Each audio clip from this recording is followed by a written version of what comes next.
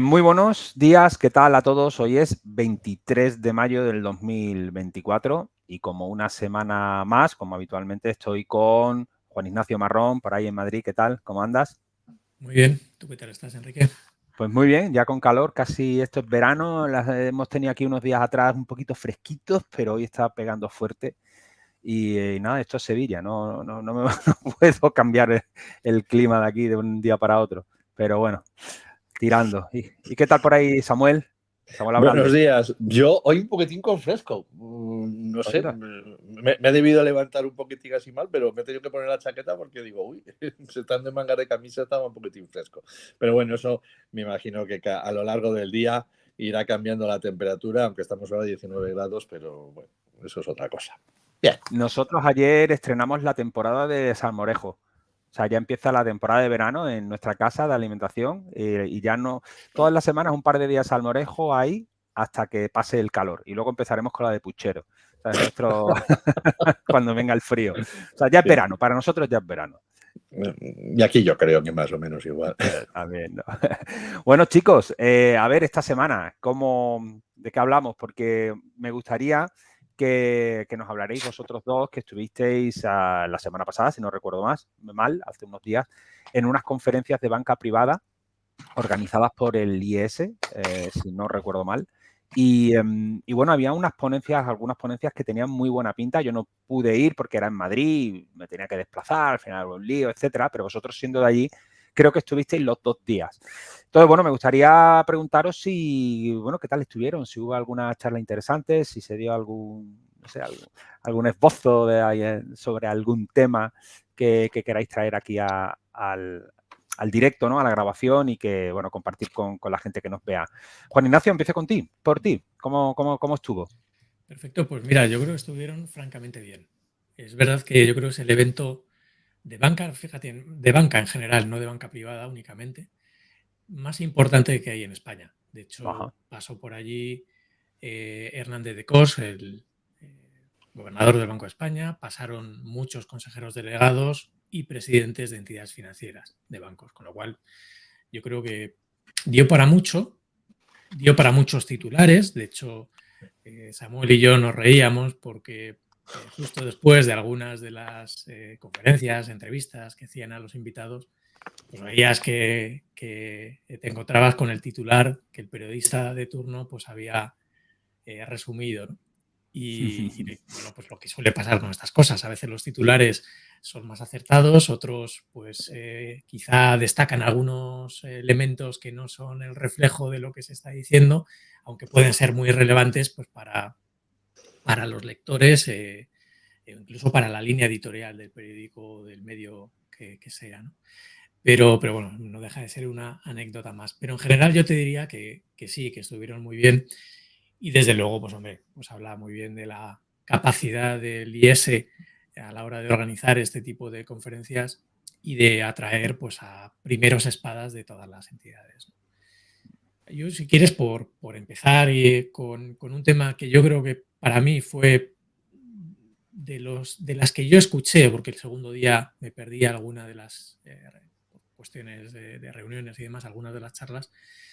A mí la charla que dio el gobernador del Banco de España, Hernández de Cos, fue quizá la más interesante y la que tenía más alcance de cara a lo que puede suceder en el futuro. Su charla fue sobre lo que llamaba la revisión del marco de fijación del colchón de capital anticíclico. Y lo que hizo fue pues comunicar, porque se anunció en ese mismo momento, la decisión del Banco de España de incrementar las reservas obligatorias que van a exigir a los bancos en un 1% de aquí al próximo año para dotarse de una capacidad adicional para lo que ya se llama el colchón de capital anticíclico. ¿En qué consiste esto del colchón de capital anticíclico? Bueno, pues son reservas bancarias que se liberan en caso de que la actividad económica, la economía, caiga en una potencial recesión, de tal forma que reactivas la economía poniendo capital disponible que puedan solicitar, por lo tanto, nuevos créditos a las entidades reactivar su actividad y, por lo tanto, salir del bache de la recesión. Entonces, se trata de una medida donde, claro, ahora que se está creciendo, te tienes que dotar de este tipo de reservas para que cuando sean necesarias las podamos reducir y, por lo tanto, liberar y poner ese capital a disposición de la economía. En definitiva, estás tomando una medida que ahora mismo puede detraer de alguna forma el crecimiento potencial de la economía porque estás reduciendo la capacidad de concesión de créditos de las entidades financieras en el más corto plazo, pero a cambio ganas en seguridad de que en caso de que se active un escenario de recesión, podamos tener medidas anticíclicas, contracíclicas, que te ayuden a salir antes de la recesión y que, por lo tanto, el daño en la economía sea menos o menor en términos de dureza. Entonces, yo creo que es una medida interesante que adopta el Banco de España, pero que otros bancos centrales, sobre todo en Europa, ya habían puesto encima de la mesa y ya estaban implementando, con lo cual yo creo que es interesante. Los motivos que lleva al Banco de España a crear, a obligar, en definitiva, a constituir estas reservas obligatorias, que se añaden a las voluntarias que cualquier entidad, por otro lado, puede estar interesada en constituir, pues son varios, pero fundamentalmente decía, bueno, es que es el momento, ahora que estamos en lo que consideramos un escenario de riesgos intermedios en la economía, a constituir este tipo de reservas. Y dice, es que si no lo hacemos ahora, perdemos la capacidad de hacerlo de forma gradual. Es decir, ahora vamos a exigir que ese 1% que hay que constituir de aquí a dentro de un año, ahora vamos a pedir solo un 0,5. Lo pedimos ahora y que en los próximos 12 meses tienen que haber creado, incrementado esas reservas en un 0,5%. Al año siguiente, otro 0,5%. De tal forma que ya tengas el 1% que se espera. Si no se hace de esa forma, pues evidentemente pues, esa gradualidad se pierde y por lo tanto el impacto pasa a ser mucho peor. Y luego, por otro lado, pues claro, pues lo que decía es que de esa forma, pues digamos que te puedes ajustar más al nivel de riesgos que se están considerando que son razonables a día de hoy. Fíjate que en esos riesgos lo que venía a decir es que, fíjate que lo tengo por aquí apuntado, era una cosa interesante. Primero, tenía en cuenta 16 indicadores, que es lo que tiene en cuenta el Banco de España, 16 indicadores distintos a la hora de medir cuáles son los riesgos en los que estamos ahora mismo desde un punto de vista de la economía o de la salud, ¿no? Y tienes pues, información microfinanciera, macro, de mercados, del propio sistema bancario y medidas que se llaman de promemoria, es decir, ratios típicos de balance y de balance fundamentalmente de las entidades financieras. Y lo que venía a decir es que dentro de que las cosas, la economía está yendo bien, pues hay algunos elementos que hacen, bueno, que introducen cierta incertidumbre a futuro, ¿no? Y fundamentalmente, pues él hablaba de que evidentemente la geopolítica era una fuente de incertidumbre importante. Hablaba también de la propia política doméstica que hay a día de hoy en nuestro país, fundamentalmente por tener un parlamento muy fragmentado y que hace pues, que incluso la propia percepción de los propios empresarios pues, sea de un incremento del riesgo de lo que puede suceder desde un punto de vista económico en el futuro, ¿no? Y luego también hablaba del desequilibrio fiscal como un condicionante para el crecimiento futuro de la economía, ¿no? Por último, también dijo que el incremento salarial y unido a una productividad baja que seguimos teniendo en este país, pues que invitaba a la prudencia. ¿No?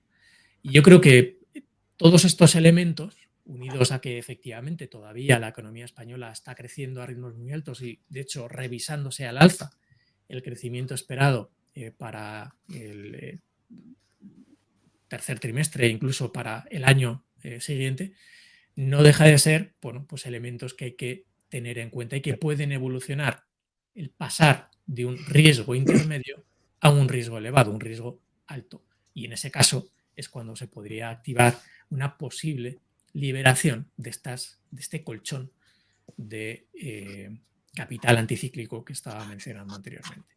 Luego, por último, de lo que él vino a decir, que es en lo que se centraron, por otro lado, los titulares, y lo digo ya a modo, en este caso, casi más de anécdota, es que decía que daba por hecho que se iban a bajar los tipos de interés en Europa por el Banco Central Europeo en el mes de junio.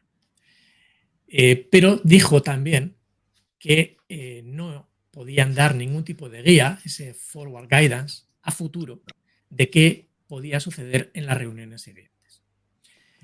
Que no iban a dar ni el Banco Central Europeo ni los bancos centrales de cada uno de los países guías al respecto, orientaciones de hacia dónde podía evolucionar las siguientes decisiones, ¿no?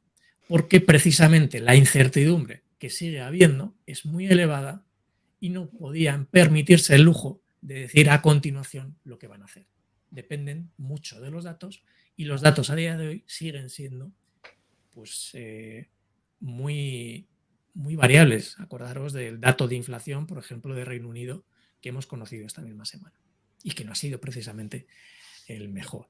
Con lo cual, sigue habiendo incertidumbre y esa incertidumbre pues, les lleva a la prudencia, lo cual es muy razonable.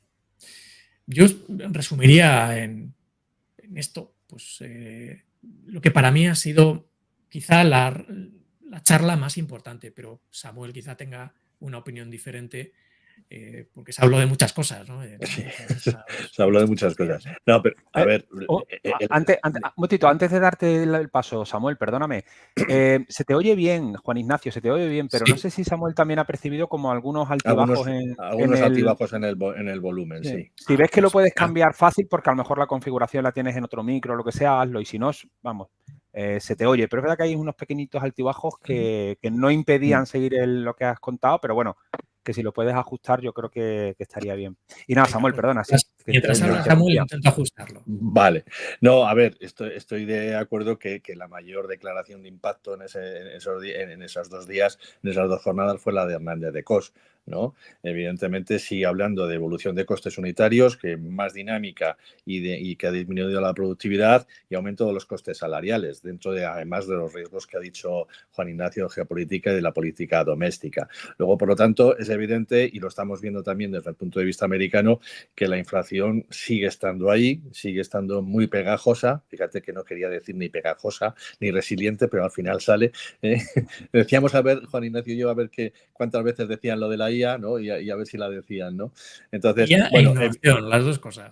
Exactamente. Entonces, evidentemente, sigue habiendo problemas. El post-junio, como hablaba Hernández de Cos, pues no se puede hablar, y aunque eso, a los 2 minutos me enseña a Juan Ignacio una noticia que dice, el gobernador del Banco de España ha dicho que van a bajar los tipos en junio. Dice, bueno, vale, ha dicho muchas más cosas, ¿no? Pero bueno, está ahí bien, ¿no?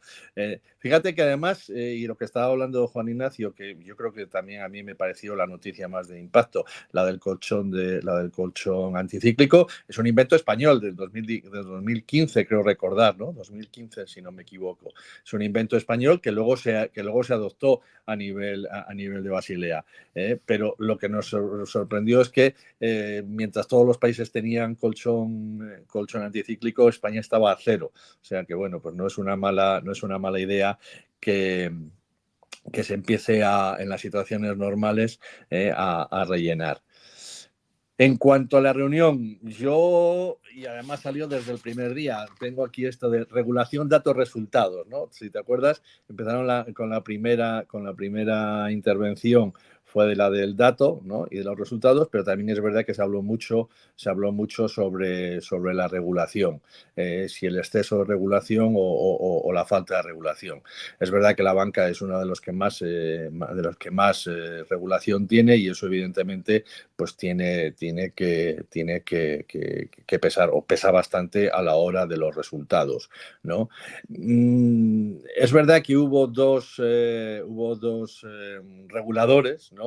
donde estaban hablando que la regulación tampoco era tan excesiva, o ellos pensaban que era tan excesiva. Bueno, pues evidentemente desde el punto de vista del banquero dirá que es excesiva, ¿no? Y desde el punto de vista del regulador pues dirá que nunca es excesiva, porque al final a la larga es un colchón para poder salvar, ¿no? Muchas de las necesidades. Hablando de la IA y hablando del dato, ¿no? Pues se hablaron de muchas cosas y es verdad que es muy importante. Son los riesgos que se pueden tener a la hora de los pagos, por ejemplo, ¿no? Y la consejera delegada de Bankinter, si no recuerdo mal, fue la que dijo la de los riesgos de transferencias directas. Porque si tú tienes una transferencia que sigue que sigue el desarrollo normal, pues sí que hay tiempo para poder ver si hay riesgos o no hay riesgos. Pero claro, un Bizum o algo por el estilo, pues evidentemente tiene sus riesgos. Y ahí yo creo que estaban bastante de acuerdo todos en que y sobre todo los reguladores, que uno de los riesgos importantes era eso, que puede ocurrir en las transferencias de capitales inmediatas y no poder controlar ese riesgo. Se habló de riesgos cibernéticos, se habló de datos. Los datos, evidentemente, estaban un poquitín cabreados la banca, porque a la banca le pueden pedir los datos, pero ellos no podían pedir datos de otras cosas, y entonces estaban un poquitín cabreados, ¿no? Y de ahí hubo varios componentes que lo indicaron, ¿no? Y luego, en principio, pues así nada más, interesante todas, ¿no? Y yo creo que si podemos ir a las de los años siguientes, sería interesante poder ver cuál es la evolución. No se habló tanto del futuro, aunque se preguntó del futuro, pero tampoco se llegó a concretar muchas cosas, ¿no? Sí, algunas de ellas eran retos del futuro, pero tampoco llegaron a concretar nada, ¿no? Entonces, bueno, creo que están ahora en los bancos en cómo monetizar esos datos, que también eso es otra de las cosas que se habló, del modelo de negocio del dato, ¿no? La regulación y el monopolio, y cómo poder hablar. Y luego otra cosa que tengo aquí anotada también, lo de la seguridad de los proveedores de servicios. Esto da para otro tema. ¿No? Porque en realidad tú, como banca monolítica, puedes tener controlados tus riesgos, pero cuando tienes un proveedor tercero que te está ofreciendo o datos o servicios o de alguna otra manera, el eslabón más débil está ahí, ¿no? Porque tú no sabes exactamente qué riesgos qué riesgos pueden tener. Entonces, evidentemente, la banca va a tener que ser dura y elegir proveedores que les den una seguridad elevada, porque si no, evidentemente, se les va a poder colar por ahí muchísimos de los problemas que vamos a tener en el futuro.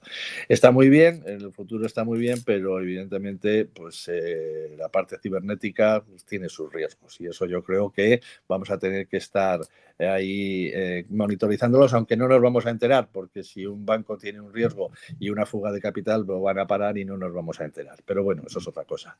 Entonces, nada, interesante, mucho del primer día, regulación, datos y resultados, y luego la parte del gobernador. Nos sorprendió mucho con el consejero delegado del Sabadell. ¿Te acuerdas? ¿No? Uh-huh. Que dice, no, bueno, aquí vamos a hacer la pregunta. Nosotros no pensábamos que iba a preguntar, y en un foro como ese menos, ¿no? Y de pronto le soltó a bocajarro que contase. Es verdad que el CEO, pues evidentemente se amparó en la ley de OPAS y dijo que no podía contar lo que estaba ocurriendo ahora, pero nos hizo una película muy interesante y esclarecedora de qué es lo que pasó desde que recibieron la primera carta del BBVA y lo que estuvimos hablando el otro día, la serie de fallos o la serie de problemas que se han ido encadenando, y que ha habido una filtración interesada y evidentemente pues toda esa historia del Consejo que veríamos a ver. No contó lo que había pasado, pero no contó lo que va a pasar, y es evidente. Y luego también con Igor, ¿no? Que le hicieron la misma pregunta, porque como fue consejero del BBVA, le hicieron la misma pregunta, y entonces dice, mi primer jefe me dijo que lo que debía ser era muy, muy discreto, y evidentemente no voy a decir nada sobre el tema, así que nos dejó con la miel en los labios. Como luego coincidimos Juan Ignacio y yo, muy didáctico, y también nos habló de la situación que tuvo a la hora de solventar el problema de Bankia y con el problema que se encontraron. Entonces, bueno, pues ese tipo de cosas, pues al final uno aprende y toma nota para... Lo que no sé si luego la gente tomará nota para las siguientes situaciones, pero yo creo que hubo varias muestras de desarrollo y trabajo bien realizado, ¿no? Y que se debería tener en cuenta en el futuro. Una pregunta, ¿se llegó a mencionar el tema, os habló de las monedas digitales de los bancos centrales, las CBDCs? No Nada. entró dentro de... No entraron tampoco mucho, ¿no? Sobre el tema. Así que se estaba analizando, pero que tampoco iba a ser un tema fundamental, ¿no? Bueno, me llama un poco la Sí. atención, ¿no? Porque al final es un cambio en el modelo también. Sí, pero fíjate, es que no me acuerdo quién fue, no lo tengo aquí apuntado. Que sí estuvieron haciendo algunos comentarios al respecto, pero no Sí. tanto sobre las CBDC, sino en realidad sobre el papel de las monedas digitales, y lo que venía a decir es que, en su opinión, este era un regulador que estaba, de hecho, en el FSB, en el Board de Sí. Estabilidad Financiera. Lo que venía a decir es que sí se habían estado estudiando y que encontraba que sí tenía mucho sentido las stablecoins. Sí. Y ahí sí creía que podía tener futuro. Pero se mostró en general pues muy prudente en sus manifestaciones, como no puede ser de otra forma, además representando a un organismo como el suyo, ¿no? Con lo cual pues tiene que medir muy bien, habiendo además tantos periodistas como estaban allí presentes, lo que dice y lo que no puede decir, ¿no? Pero sí me pareció relevante, y eso sí creo que merece ponerlo encima de la mesa, el papel de las stablecoins, porque quizá por ahí, podría venir alguna novedad en el futuro. Exacto, no tanto del CBCD, sino no tanto de la moneda digital, sino de los stablecoins. Fíjate, sobre todo lo vinculaba a el papel que podían tener en países, mencionaba en este caso Latinoamérica, Sí. como solución para tratar de, como una alternativa a la dolarización de las economías. Exacto. Una alternativa a las stablecoins para tratar de tener una parte de tus ahorros en un activo que puede tener una volatilidad mucho menor que las monedas locales. Y que en ese sentido sí encontraba que tenía mucho sentido el utilizar ese tipo de instrumentos. Pero sí, fue yo creo que el único panel en el que se habló básicamente de la moneda Sí. digital. No hubo mucha más y no hubo tampoco mucha mención. Que puede ser curioso, ¿no? Porque podía haber sido uno de los retos del futuro de la banca o algo por el estilo, ¿no? Pero no se hizo. Dentro de todo lo que se habló, no fue una de las cosas más importantes. Claro, yo además lo que tenía entendido es que el modelo de la CBDCs era que los depósitos y cuentas a la vista de los ciudadanos estuvieran directamente en el pasivo del Banco Central, no en los bancos comerciales, o por lo menos ese era el esquema que yo en su momento leí sobre la propuesta. Entonces pero eso también cambia estábamos mucho el hablando modelo. de una cantidad ridícula, no sé si eran $1.000, 1.000 o una cosa así por el estilo, o sea que tampoco era para mucho, ¿no? Sería para micropagos, ¿no? De alguna manera. Sí, sería para micropagos, no sería para otro tipo de situaciones. Bien, bien. ¿Y qué tal estuvo Luis de Guindos? Qué interesante. Estuvo, yo llegué a los 5 últimos minutos, ¿no? Pero como siempre muy comedido, ¿no? Y evidentemente muy en su papel de vicepresidente del Banco Central Europeo. O sea, dijo lo que pudo decir, ¿no? Y no se salió del guión. No es como No otros dio que... titulares, No dio titulares, ¿no? No dio titulares. Y lo mismo le pasó a Hernández de Cos. Es decir, estuvieron en su papel institucional y se mantuvieron, pues eso. No como a lo mejor en la Reserva Federal, que son más de titulares, ¿no?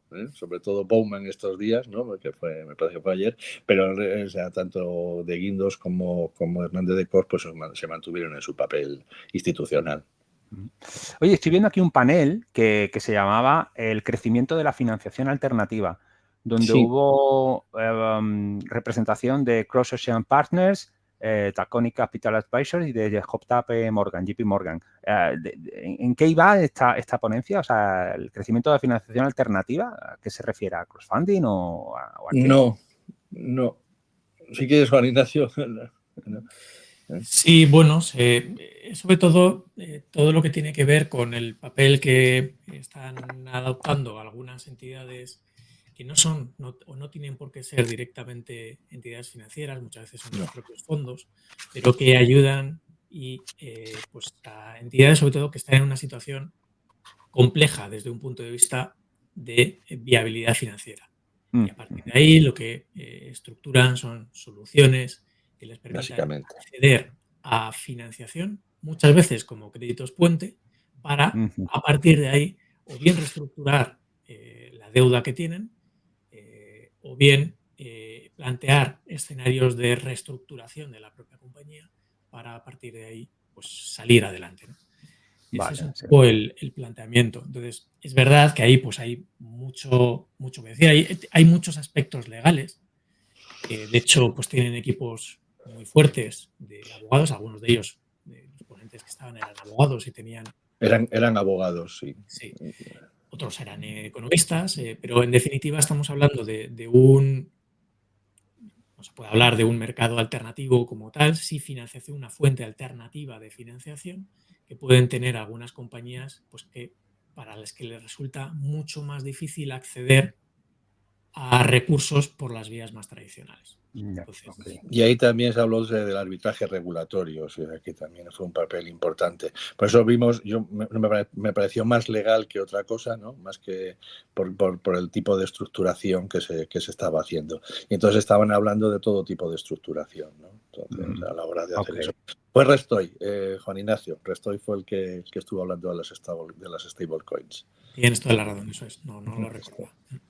Oye, y una última duda que me surge con respecto a los paneles que hubo. Hubo una de que creo que, bueno, los que somos de España, bueno, creo que es muy, no sé, puede ser muy importante, ¿no? Muy interesante, que habló sobre sector inmobiliario y sector hotelero, ¿no? Dos industrias muy importantes aquí en España. Estuvo, por una parte, representación de la hotelería. Estoy viendo ahí Atom Hoteles, también de la finca y Castellana Property, son más de Reich, y luego presidente de Unicaja, ¿no? Consejero presidente de Unicaja.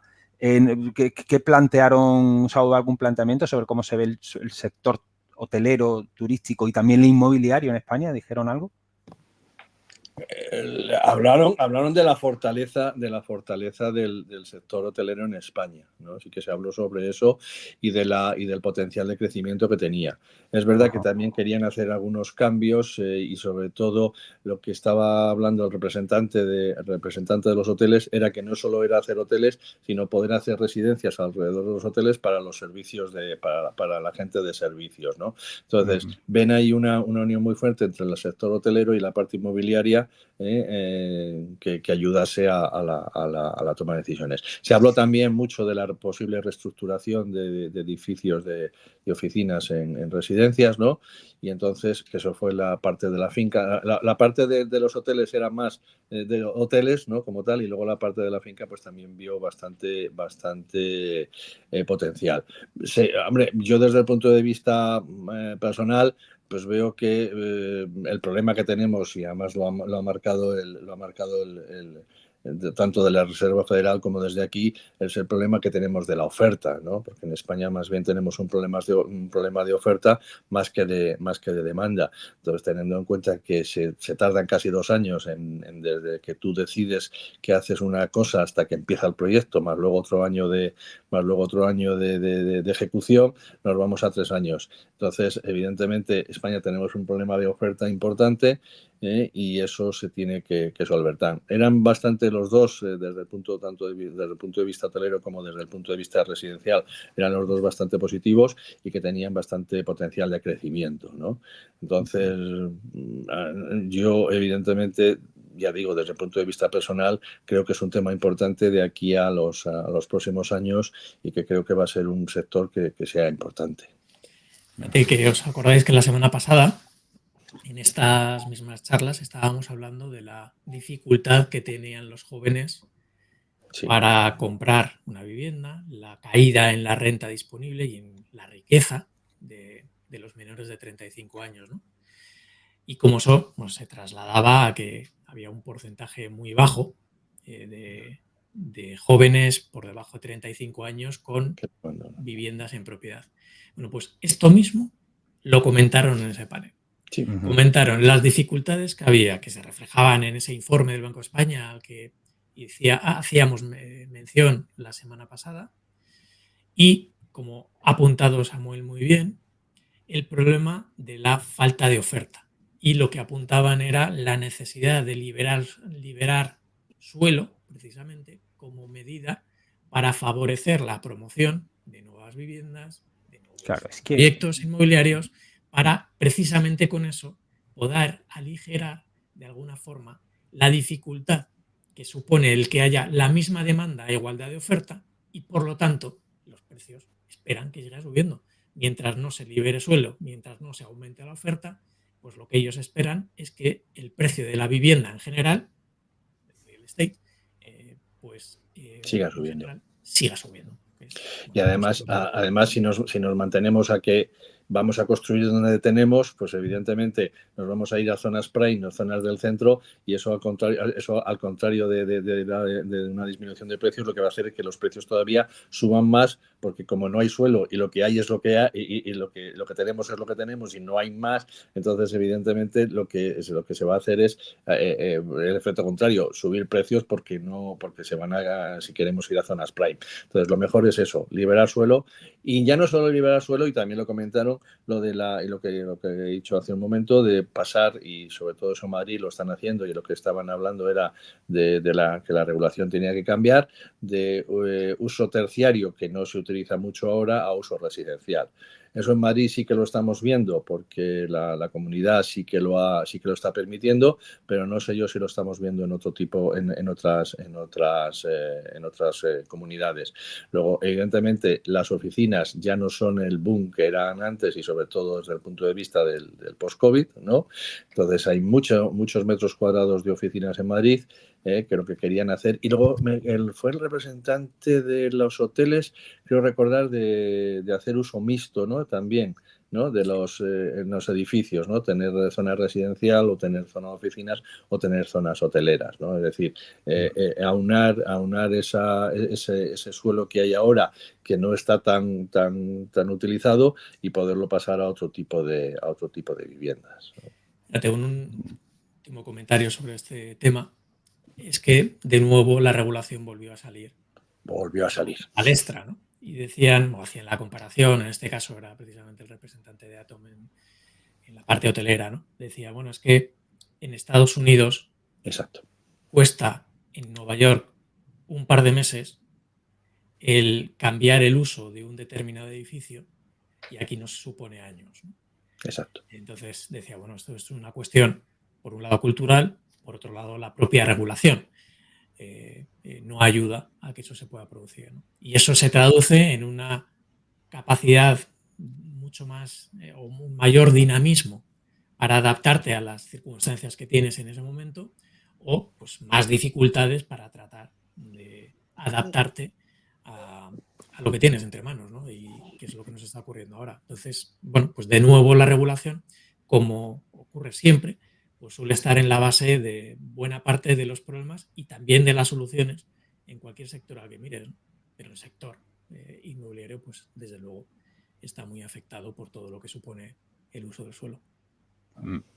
Sí, no, estoy totalmente de acuerdo con vosotros, ¿no? Al final es un problema de oferta, y realmente todas las medidas que se plantean desde el gobierno muchas veces lo que van es precisamente a ponerle trabas a la oferta, o sea, limitar precios, limitar usos, limitar explotación de terrenos para la posible construcción de nuevas viviendas.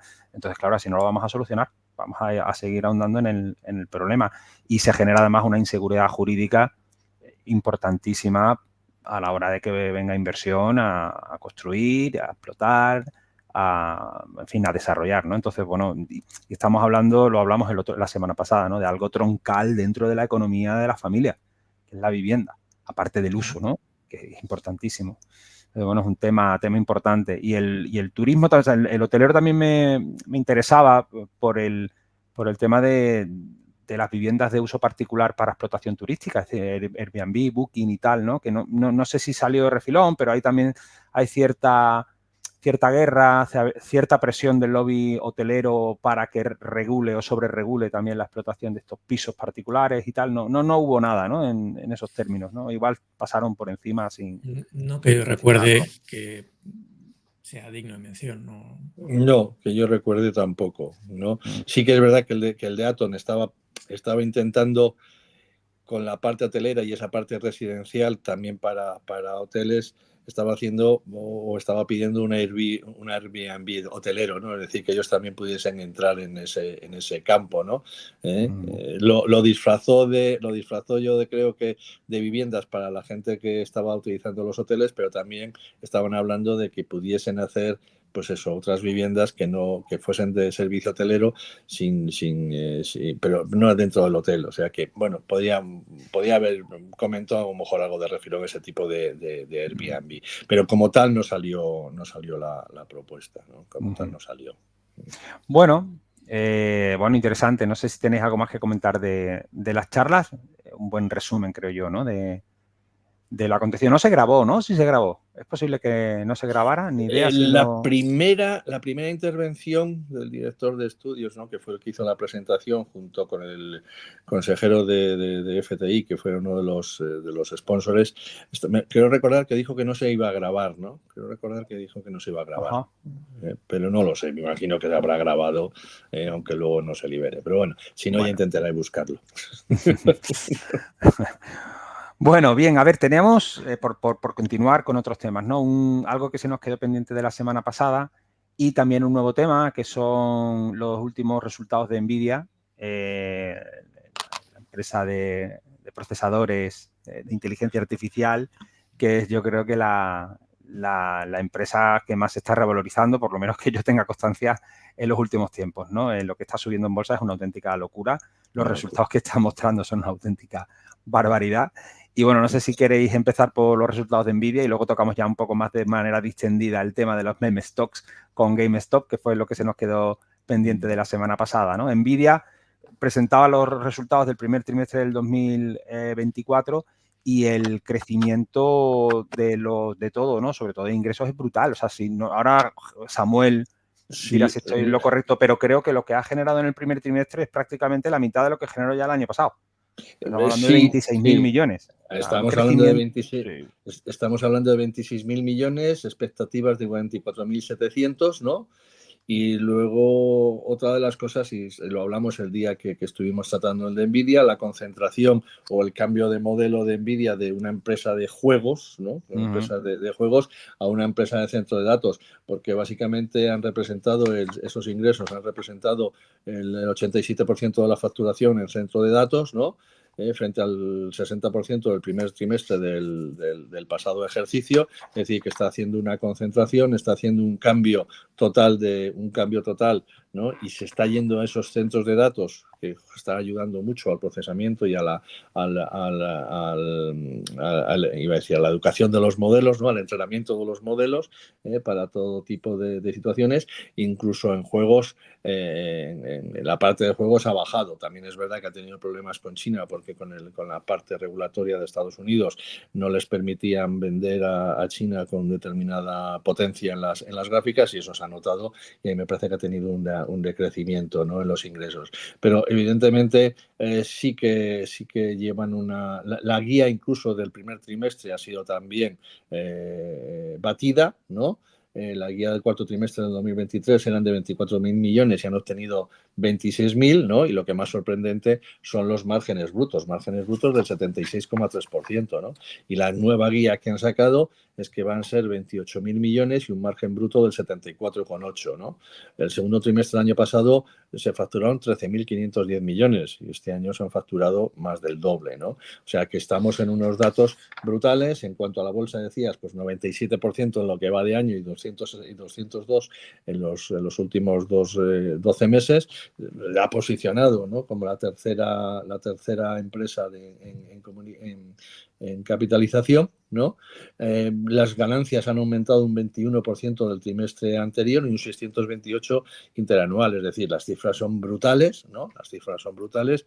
Lo que Evidentemente, lo que tenemos que ver, y es verdad que cada vez que vayamos más hacia adelante con los datos que estamos teniendo actuales, esos crecimientos y esos márgenes van a ser menores, porque es verdad que partíamos de unos resultados muy bajos, ¿no? en el ejercicio 23. Entonces, bueno, veremos a ver cuánto le dura. Y evidentemente ya hemos visto por ahí que empezaba a tener competidores, ¿no? Lo mismo que Apple se metió en su procesador M, que luego parece que no, pero lo ha seguido Microsoft con otro nuevo modelo, ¿no? Propio también, pues eso ahora Apple estaba hablando de meterse en la IA.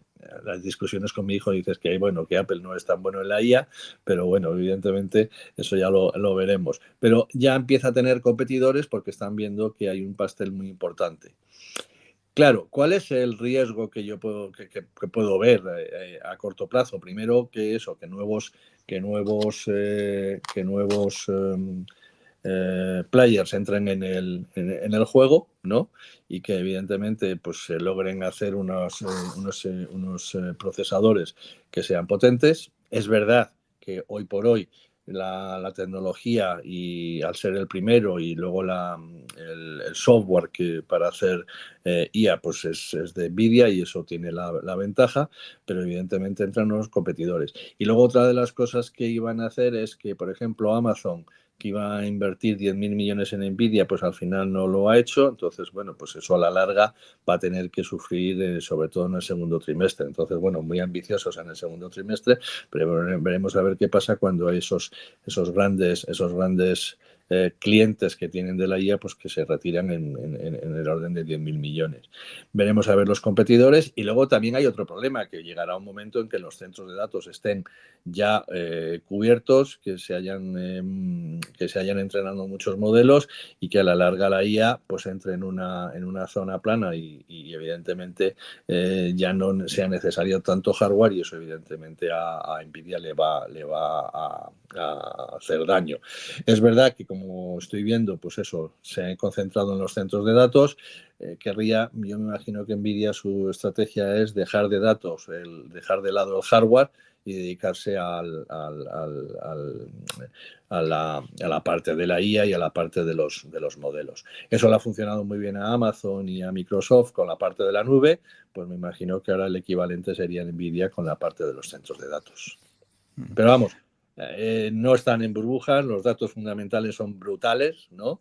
Y esto. Y luego hay otra cosa importante, que han anunciado el split, porque claro, evidentemente casi a mil dólares invertir en Nvidia se hacía complicado, ¿no? Entonces más bien es un mero paso estético para que más gente pueda tener Nvidia en sus carteras, nada más. Aquí, bueno, yo por hacer un símil, no sé si será adecuado, realmente Nvidia lo que está haciendo es poner las autopistas sobre las antiguas carreteras que había en todo lo que es el procesamiento de datos. Sí. Y claro, la pregunta es dónde está el techo, ¿no? Porque parece que todavía hay una red de carreteras enorme por construir. Es verdad que el hardware se puede copiar más que el software tiene más coste de cambio y genera más dependencia del cliente en esas funcionalidades, pero también el know-how que tiene Nvidia y la capacidad de innovación que tiene. Yo leyendo la call de los resultados, es tremendo la cantidad de hardware que están desarrollando para diferentes usos, que es brutal. O sea, la competencia se tiene que poner mucho las pilas para llegar a la capacidad de desarrollo de Nvidia, porque, bueno, Amazon, a lo mejor, como muchas de las cosas que hace Amazon, empieza desarrollando sus propios procesadores para sus propios centros de datos, pero que luego lo puede vender también a otros servicios en la nube y, por lo tanto, aprovecharse de ello. Pero es que Nvidia parece que va muchísimo por delante, ¿no? En cuanto a desarrollo, la cantidad de procesadores, Sí, no, etcétera. o sea, su modelo de Tensor Core, y luego la base del software, que todo lo que se tiene que hacer es con ese software su propio, pues evidentemente tiene mucho ganado, y es un mod importantísimo, ¿no? Y entonces, incluso en tecnología, pues hay que tener en cuenta que los desarrollos no van a ser tan rápidos. Y además hay una cosa que se nos ha olvidado. Tengo aquí el dato. tiene una caja de 31.400 millones, 5.500 millones más que el trimestre anterior. Es decir, que todavía tiene dinero para poder incluso comprar algo que no esté dentro de su desarrollo, ¿no? O sea, que sí que evidentemente tiene una capacidad importante y lo está demostrando con su procesador, el H100, y luego el H200 que va a salir. Entonces eso pues le está dando una ventaja competitiva brutal, ¿no? Y que ellos están cambiándolo no solo a ser proveedores de hardware, que yo creo que no es lo más importante como tal dentro de esta cadena de valor, que además estuvimos viendo cómo se marcaban, lo hizo Juan Ignacio.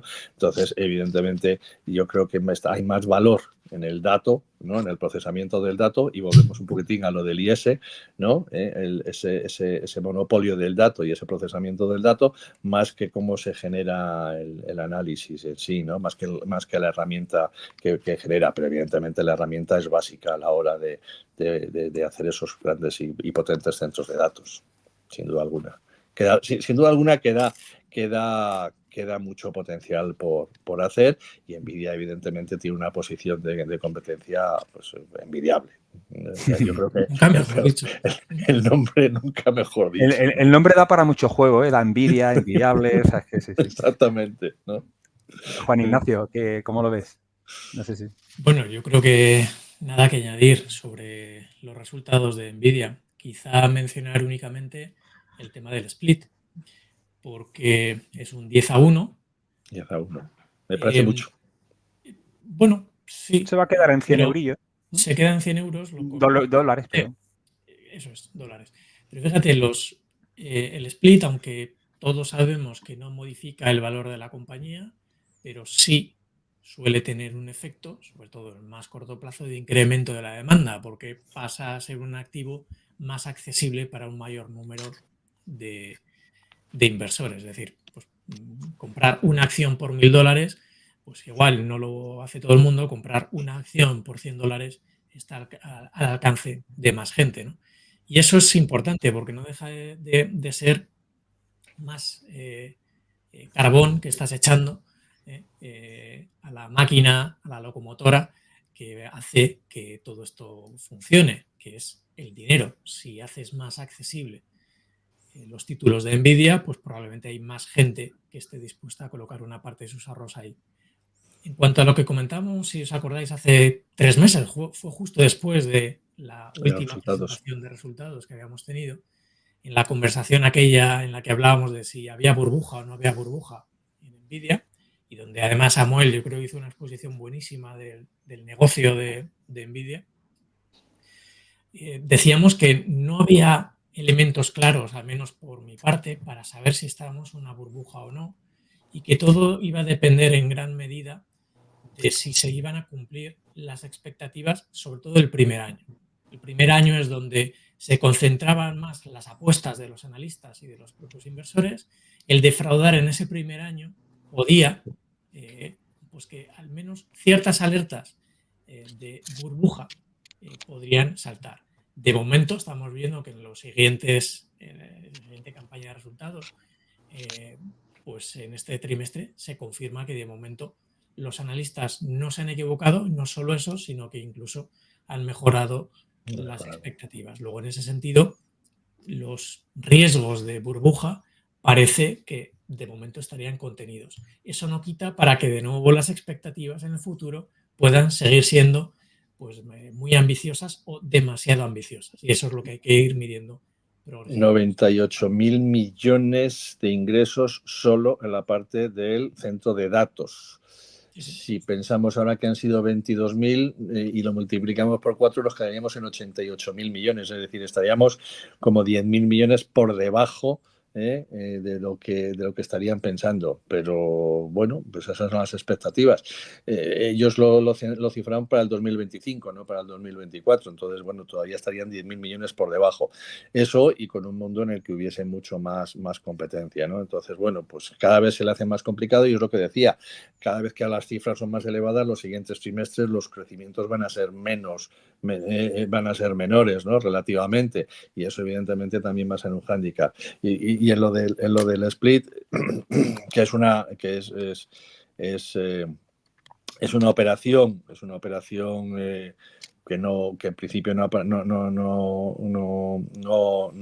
joder, no diré, que en principio no afecta, aporta ¿no? nada, no, sí, no afecta, es más neutral, la palabra neutral que no me salía, ¿no? Es más neutral y evidentemente es lo que estaba diciendo Juan Ignacio, que lo que se ha pretendido, porque a lo mejor lo razonable hubiese sido una 5-1 y estar en un rango de 200, que a lo mejor hubiese sido lo razonable, pero no, creo que lo que se pretende es que más gente tenga Nvidia y que haya más demanda de ese valor, ¿no? Entonces, bueno, no sé yo hasta qué punto es bueno, pero ahí está. Eso es una estrategia de la empresa que ha decidido que sea más gente retail las que pueda entrar en el accionariado de la empresa. Que es lógico, por otro lado, creo yo. También es verdad. También es verdad. Bueno, yo hay comentar, a ver, más volatilidad también. O sea, el inversor retail en principio puede tener más actividad, no sé, podría generar algo de más volatilidad que clientes institucionales. Es cierto que el cliente institucional con esas expectativas que no se cumplan, que es un poco el riesgo que estaba hablando Juan Ignacio, yo creo que eso sí que podría afectar más al precio de la acción. O sea, al final son expectativas y si los resultados son menores que esas expectativas, pues se ajustarán las valoraciones a la baja y eso puede generar correcciones, ¿no? Y volatilidad también, ¿no? Y luego, ahí, ya por comentar dos cosas accesorias, me llamó mucho la atención que habló... Uy, Samuel ha desaparecido. Me imagino que ahora entrará. La inteligencia artificial lo ha cogido y lo está procesando ahora mismo. Bueno, lo voy comentando, ¿no? Y ahora me imagino que entrará, habrá tenido algún problema técnico. Bueno, en la call me llamó la atención el segmento que hablaron del segmento del automóvil, de todo lo que es la automoción autónoma. Han estado detrás del desarrollo del Xiaomi, del Sub 7, del coche de Xiaomi y de otras marcas, ¿no? También con Tesla y tal. O sea, aunque el segmento de automoción representa muy poquita cosa, o sea, no llega ni a 0,5 billion, 0,3 me parece que era, sobre 26 del primer cuarto, o sea, nada. Pero bueno, ya marcaron, ¿no? Porque obviamente la industria del coche eléctrico, pues se le espera unos crecimientos importantes y ellos también pueden ayudar a esa infraestructura del procesamiento de los datos de la conducción autónoma o de los coches inteligentes, ¿no? Ya son coches inteligentes. Y luego también me llamó la atención que hablaron de que cada vez hay más tendencia de las propias naciones a construir centros de datos nacionales dentro de la propia nación. Ah, mira, aquí ya está Samuel. Sí, ¿Qué ha pasado? no sé por qué, pero se me ha Has ido. desaparecido, disappears. Se me ha ido. No, comentaba ya un poco, pero me gustaría también oír tu opinión, ¿no? Que me llamó la atención que en el call hablaron del sector de la automoción, que aun siendo un segmento muy pequeñín y tal, pero bueno, ya hablaron de eso, que estuvieron detrás del Xiaomi, también de Tesla, y obviamente es un sector que se le espera mucho crecimiento y ahí están también, ¿no? Y lo mencionaron de manera expresa.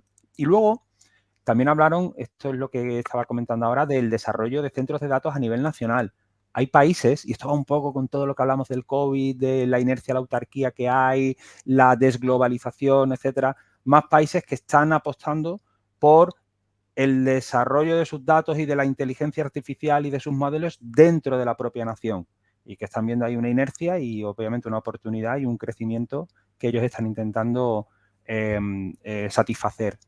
Y luego ya por último, y luego escucho vuestra opinión, me llama mucho la atención que tiene un programa de recompra de acciones bastante, yo diría que importante. O sea, en este último trimestre creo que se han destinado a recompra de acciones 7.000 millones de un flujo de caja de 15.000, la mitad. Hay algo de dividendos también, pero muy residual. O sea, es verdad que los dividendos casi anecdóticos. En el pasado era más importante. Pero bueno, me llama la atención porque al final si es una empresa tan demandante de inversión y con tanta capacidad de crecimiento, ¿para qué recompras acciones ahora? ¿No? Más allá de en un momento dado netear la posible dilución que pueda haber por stock options, ¿no? A remuneraciones de directivos y tal. ¿No? Me llamó la atención, ¿no? Y no sé si habéis visto sobre esto o qué opináis.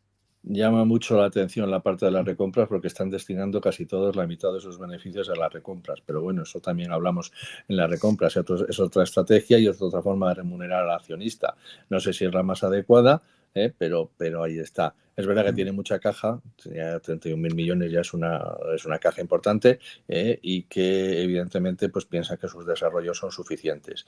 Es verdad que está haciendo muchísimos acuerdos y lo que hablabas de la COL, está haciendo muchos acuerdos con muchas empresas para ser ellos los que estén dentro de esos centros de datos, que aunque sean más atomizados, ellos quieren estar, ya sea con su hardware o con sus modelos de centros de datos propios. Pero bueno, al fin y al cabo, pues tampoco sería tan importante porque ellos están haciendo grandes acuerdos y evidentemente, por mucho que tú quieras hacer esos centros de datos, vas a tener que depender de grandes distribuidores de hardware y de grandes distribuidores de software y de algoritmos, ¿no? Entonces, bueno, pues eso es importante. Pero vamos, en cuanto al resto, pues sigue siendo esto. Me sigue extrañando, como tú dices, las parámetros de las recompras, pero bueno, pues evidentemente es otra estrategia que está de moda en la actualidad y que es otra forma de retribuir, porque me parece que los han pasado los dividendos eran ridículos, ¿no? Me parece Sí, que era eran poquito. de Dividendos era 0,2 poco. a 0, de 0,2 a 0,8 o algo así, ¿no? Entonces, bueno, pues en principio es otra forma de remunerar al inversor, ¿no? Y a la larga es lo que decimos. Resulta muy curioso que hagas un split, ¿no? Y que luego encima hagas recompra, pero bueno, eso es otra ya, eso ya está dentro de las estrategias de los gestores, ¿no? Bueno, de hecho, si la empresa estuviera sobrevalorada, ahora mismo casi que lo mejor, si tienen tanta capacidad de inversión, era una nueva emisión de acciones. O sea, para intentar recaudar o ampliar muchísimo el capital a precios altos y poder destinarlo a crecimiento, ¿no? O sea, no sé, probablemente Sí. tiene su explicación y puede ser una buena decisión. Obviamente los accionistas antiguos pues estarán contentos, ¿no? En cierta medida. Bueno, si con ese dinero tienen capacidad de crecer a estas tasas, estamos hablando de más de un 400-500% de crecimiento con respecto al primer trimestre de 2023. O sea, lo que han crecido las ventas de esta compañía es una auténtica locura, ¿no? Claro, Y bueno, en fin, llama la atención.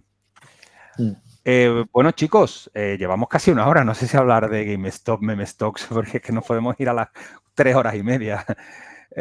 O dejarlo para... Bueno, venga, si queréis lo tocamos ya de refilón, porque si no se va a pasar un poquito la noticia. Bueno, GameStop, el que más o menos esté dentro del mundo financiero, sabe que en el 2020 fue noticia porque de pronto empezó a salir en televisión, en los medios de comunicación, porque hubo varias cosas que coincidieron, ¿no? De momento, una revalorización extraordinaria del precio de la acción de GameStop, que es una empresa norteamericana, como de tiendas físicas de juegos, también tienen coleccionables, un poco así de ordenador, etcétera, ¿no? Entonces, es verdad que había caído muchísimo el precio de la acción porque parece que las estimaciones era que ese negocio estaba obsoleto con toda la erupción del online, ¿no? Y había, de hecho, muchos fondos de inversión como Melvin Capital que estaban apostando a corto. Es decir, todavía pensaban que la empresa estaba incluso sobrevalorada y que las acciones tenían que caer. No sé si a cero, pero desde luego que estaban muy sobrevaloradas. Y ahí empezó un movimiento, lo que se llamó el movimiento de las meme stocks, dentro de lo que es el grupo, el foro Reddit, y también bajo un tuitero que era Roaring Kitty, me parece, que es como Kitty... Gatito Salvaje, algo así, que empezó a hacer vídeos sobre la compañía diciendo que realmente no estaba sobrevalorada, sino que estaba infravalorada, que todavía había negocio, que era una buena empresa, empezó a haber argumentos y de ahí se generó un movimiento social de redes sociales donde hubo un montón de minoritarios que empezaron a holdear, a comprar, ¿no? En principio para no vender nunca.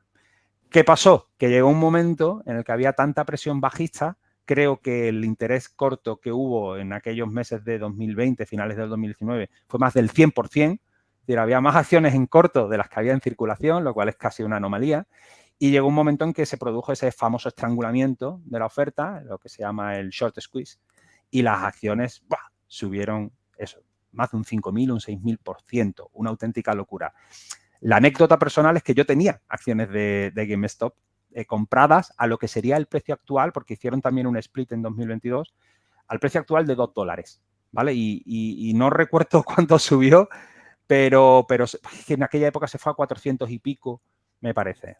Bueno, yo mal vendí con una revalorización de mis acciones de 1 por 10. O sea, fue extraordinario. Pero claro, es que 3 días después eso siguió subiendo y se fue a las nubes, ¿no?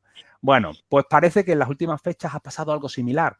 Estábamos con la acción no recuerdo si cotizando a $10 más o menos, y de pronto fue curioso porque el Roaring Kitty publicó un tuit donde aparecía como un señor sentado, que debe ser una especie de meme que se utiliza mucho en juegos de ordenador, en fin, todo ese rollo, yo ya me hago mayor, pero ese rollo un poquito de gente joven, y en el que se está como levantando, ¿no? Incorporándose, como dando a entender como que de nuevo nos metemos al rollo de las meme stock y a holdear y a comprar acciones.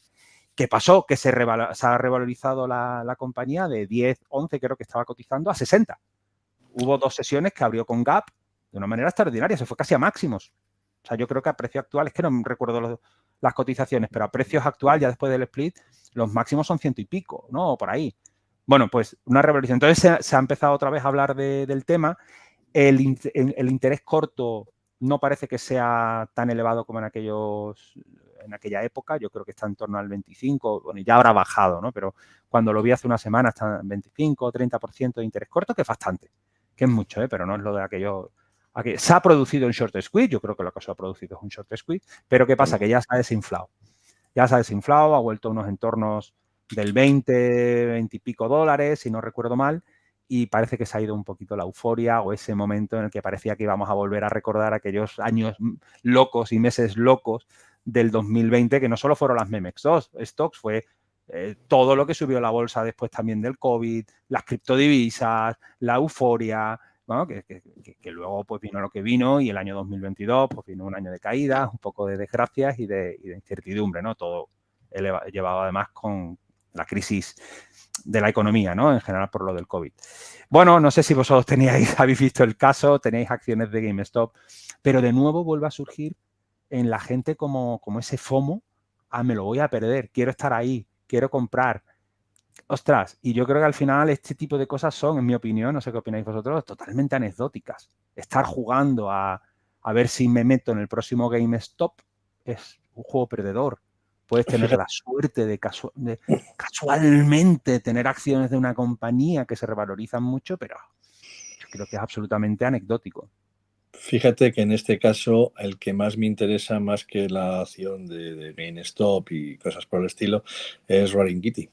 Roaring Kitty es una persona en la que todos sus compañeros, y lo estábamos ayer comentando, que todos sus compañeros están en grandes bancos de inversión. Él aplicó a muchos bancos de inversión y no logró, no logró ninguna posición. Es una persona que es deep value, ¿no? Y que algunas de sus rentabilidades son del 400% en algunas empresas, o sea que sería digno de mención, ¿no? Es verdad que juega un poquitín con penny stocks, ¿no? Pero que, oye, que en el caso de GameStop le salió muy bien la jugada, porque de 50.000 euros se fue, digo, 50.000 dólares se fue a 50 millones, ¿no? 57 creo que llega a tener. 57, o sea, imagínate. Pero que es una persona que tiene rentabilidades en otras empresas del 200 y del 400%, o sea que sería un caso a analizar, ¿no? Más que el otro. Y luego, evidentemente, pues yo imagino que las redes sociales hacen mucho para este tipo de empresas muy tocables, como son las penny stocks o empresas que pueden estar en situaciones, pues eso, GameStop, como podría ser un Blockbuster o algo así, donde su modelo de negocio puede ser un poco más caduco, ¿no? Pero que hay gente que se ha aprovechado de esa situación y que le ha ido muy bien. Le ha ido muy bien. Sí, es enfoque deep value total. Sí, Juan Ignacio. Totalmente.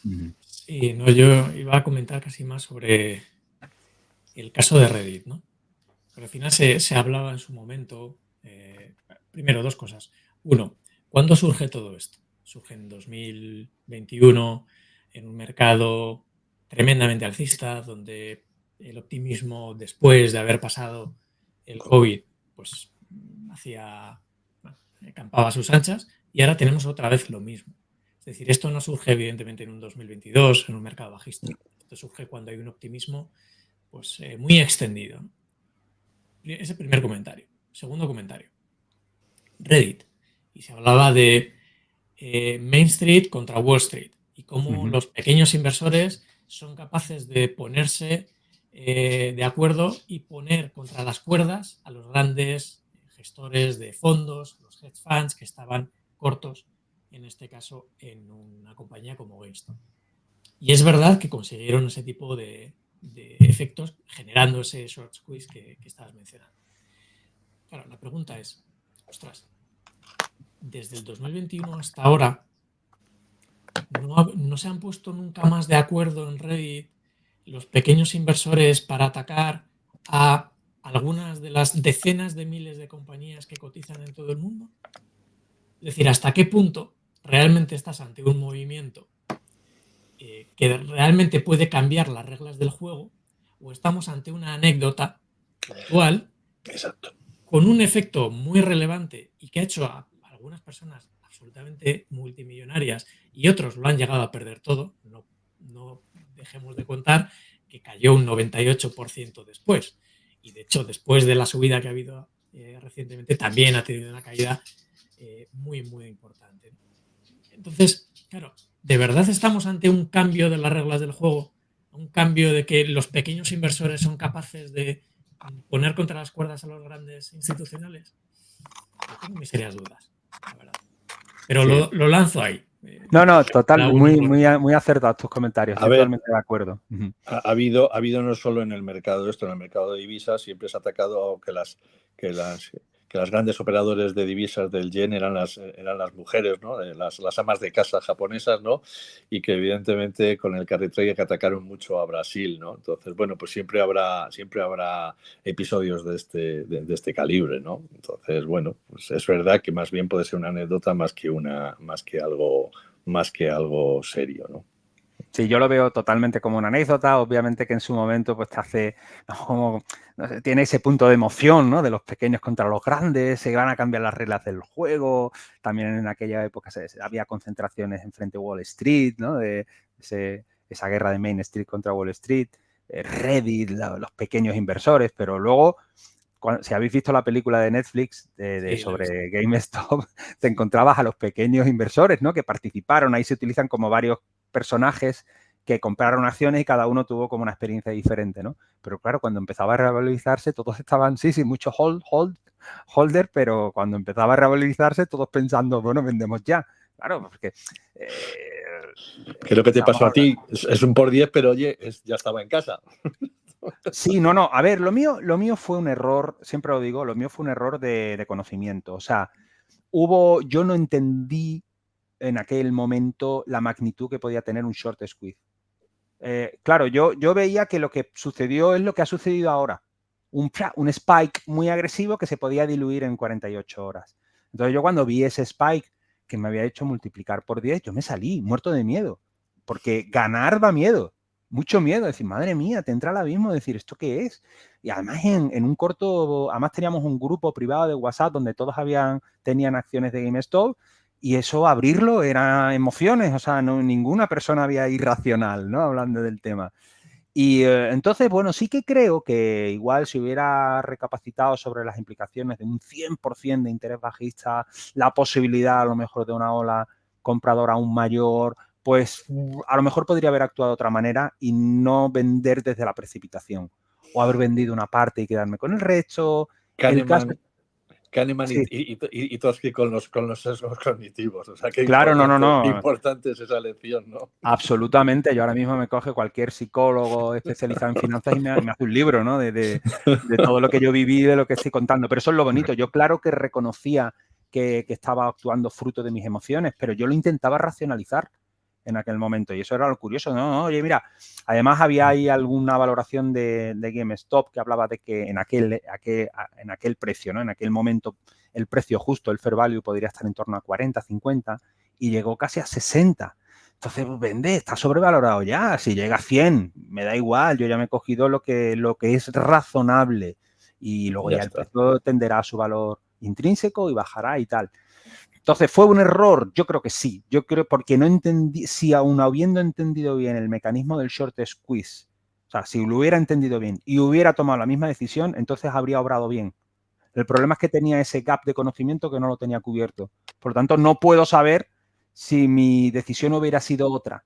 Pero sí que reconozco que me faltaba esa área de conocimiento, haber profundizado un poquito más allá de 4 lengüetazos de conocimiento que podía tener sobre el short squeeze. Entonces, yo creo que eso fue un error. Y así me lo tomo, la verdad. Pero bueno, un error dulce, aunque en aquel momento bastante amargo, cuando ves que al día siguiente eso sigue subiendo y tú Pero ya sabes estás fuera. que el último dólar que lo gane otro. Enrique, Ya, los pero ahí últimos 10 dólares, hubo los últimos 10 muchísimos dólares. dólares, ¿eh? Ahí hubo muchos dólares después del mío. Ya. Y esa sensación de haberte salido y haberte perdido esos movimientos es dolorosa también, ¿eh? Yo no quería ni volver a hablar de GameStop en aquel momento. O sea, no quiero saber nada. A la larga, Me reía, ¿eh? Yo siempre lo intento llevar todo al humor, evidentemente. A la larga, un drama. esos sesgos cognitivos te hacen entrar, que te hubiesen hecho probablemente que hubieses cometido más errores y decir, vuelvo a entrar otra vez y vamos a ver qué ocurre, ¿no? No volví a entrar. No vuelves a entrar y ahí te conviertes en racional, yo creo. Pero fíjate en lo siguiente, Enrique. La próxima vez que te encuentres en una situación así, tú mismo ya estás condicionado por tu experiencia previa. Exacto. Sí. Y eso también es un propio sesgo. O sea, es un sesgo en sí mismo. Y puede hacer que actúes a lo mejor de una forma menos racional. Con lo cual, a ver, esto es un círculo. Llámalo vicioso, virtuoso, deberíamos hablar, es un círculo deberíamos hablar un día deberíamos hablar un día del behavioral economic, ¿no? Que creo que sería interesante. Muy interesante. Yo es que GameStop, mi historia con GameStop comenzó ya con un error. Yo no debería haber comprado GameStop. No debería haber comprado GameStop. Es verdad que no fue demasiado, pero fue a raíz de uno que empezó a hablar de la valoración, qué tal, se generó como un grupito de, venga, vamos a comprar, ¿no? Algo simbólico, un poco por estar ahí. Error. A ver, error, es como todo, no pasa nada por tener un dinero especulativo para alguna cosa, no pasa nada, ¿no? O sea, se puede plantear un esquema de tus inversiones donde tengas Harry Browne hablaba de un 5% para especulación, ¿no? Y el resto, pues, que fuera a su cartera permanente o lo que sea, ¿no? Pero bueno, creo que en sí ya es un mal mensaje o un error comprar algo por impulso. ¿Quién no compró un Bitcoin? ¿Quién no compró un Bitcoin al principio, aunque solo fuese para probar, y no aguantamos hasta los 60.000? Yo no compré un Bitcoin, ojalá. Tengo algo de Bitcoin, pero no llegó a un Bitcoin. Pero fue una prueba que duró 2 meses, ¿no? Y dices, joder, ¿por qué no te quedas, no? ¿Por qué no te hubieses quedado, no? Que hubiese sido interesante. Pero bueno, eso es otra cosa, eso es otra lección, ¿no? Bueno, pero en cierto modo va en esa línea, ¿no? O sea, al final las emociones están ahí, o sea, lo tenemos que reconocer. Estaría interesante ese programa de Behavioral Finance que comentáis. O sea, que pues mira, un deber, que podemos organizar cada uno una parte, contar experiencias personales y podría quedar un programa bastante divertido. Perfecto. Bueno, pues nada, chicos. Simplemente hoy tenemos a Juan Ignacio en Radio Intereconomía, ¿no? Fenomenal. Análisis, así que bueno, espero que lo hagas como siempre también, ¿no? Y que sea otro canal, y que sea otro canal también para aumentar esa parte teórica que haces también. ¿A qué hora es? De 9 a 9:30. ¿No? Vale, 23 de mayo del 2024, de 9 a 9:30, vale, para que vea esta grabación, pues lo sepa contextualizar, porque si ve esta grabación pasado mañana... Exactamente, pero que luego quedará en el YouTube de Radio Intereconomía. Fenomenal. Bueno, Juan Ignacio, ¿algún último comentario? Nada, que me lo paso bomba. Las charlas y tratamos de un montón de temas distintos, pero que yo creo que son importantes y de vez en cuando yo creo que no viene mal reflexionar sobre algunas cuestiones, sobre todo las que están por debajo de la superficie, las que no se ven tanto, pero que terminan siendo, yo creo, muy importantes, ¿no? Entonces, oye, si ha servido para alguien, pues oye, tenemos que estar contentos, más allá de que encima por el camino nos lo pasamos bien. Nosotros nos lo pasamos bien, que esa es la idea. Ese es el objetivo. Sí, luego si alguien nos oye, pues fantástico. Bueno, pues nada, chicos, buena semana, que descanséis el fin de semana, que lo tenemos a la vuelta de la esquina, y la semana que viene quedamos un trodita y hablamos. Perfecto, muy bien, un saludo. Chao, saludos a todos, chao. Adiós.